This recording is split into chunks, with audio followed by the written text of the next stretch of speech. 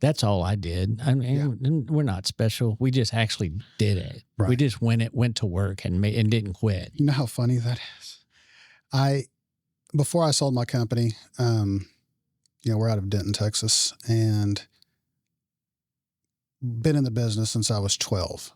And so basically knew all the owners in the area. And, I'd talk to people. I still go into supply houses, picking things up for my guys and all that.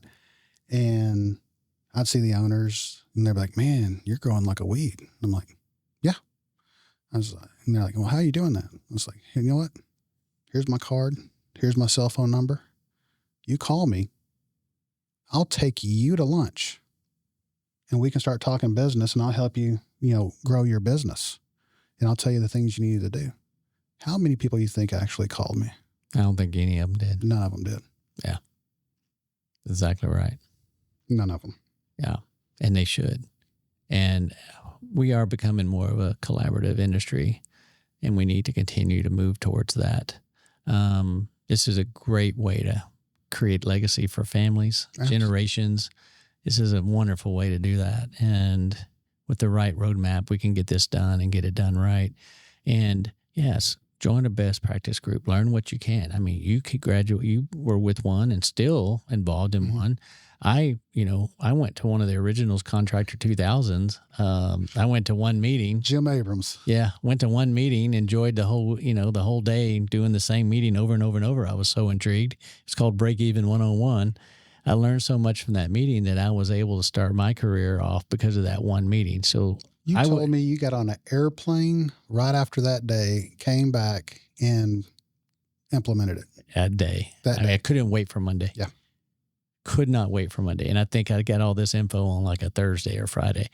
And it was the longest weekend of my life. I was so ready to go. Yeah. And I never stopped. That was all that was different. There's no magic potion here. I just refused to quit.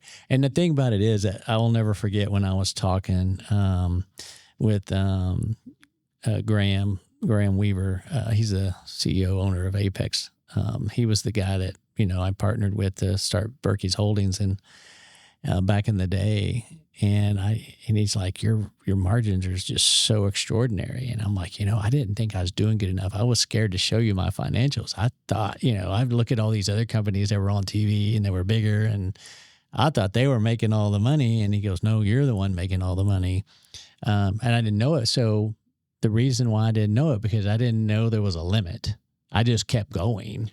The funny thing about that is, and I didn't mean to interrupt you, but I was on a podcast a month and a half ago with your buddy, Alan O'Neill and Todd Lyles. And Todd asked me when I knew that I was unique. And I was like, what do you mean? And he's like, your profits throughout that whole time. I didn't know I was any different. I just knew what my P&L needed to look like. And we went after the P&L. I didn't know that we were doing something absurd at a 23% net. I just didn't know. I don't know, naive, or I just didn't care to ask, but my first big home show that I went to, I got pulled aside, by Ben Stark and a man named Steve Miles, if you know Steve. And they pulled me aside and they're like, hey, you're going to hear all sorts of things here.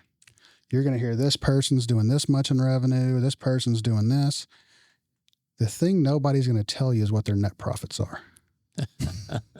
They're going to tell you they grew 15 million this year, but they're not going to tell you we did it at a 4% net, and I'm just like, that got me out of, I guess, that rat race right then and there, because I no longer cared what my top line revenue was as much as what my bottom line was. Isn't it funny how when you focus on the bottom, the top just takes off by itself? Does, because you have more money to just takes off by itself. Yeah. You don't have to worry about it. Right. You're not in that growth mode. And the thing about it is, folks don't realize that growth costs money. Yeah. It costs a lot of money. So if you focus on the bottom, it doesn't matter how quick it's growing, because you're maintaining the bottom numbers that you're looking for, no matter what's happening at the top. Yeah. So you can afford to grow a lot more if you stay in your margins that you're wanting. And so it's from a bottom up perspective that I always ran my company with. And Yeah, I just didn't know. And, we had a very large, fast growing company. The company's growing 30, 40, 50% year over year over year over year. And we did it with no debt. Yep. We had zero debt. When we did our deal, there was zero debt. Hey guys, producer Tim here. Thanks for listening. Make sure you like, subscribe, hit the notification bell so you don't miss anything that Billy is putting out along with his guest. He's putting out a lot of great information about the home service business, so don't miss a thing because things are shifting very, very quickly, but we are in it together. We'll see you soon.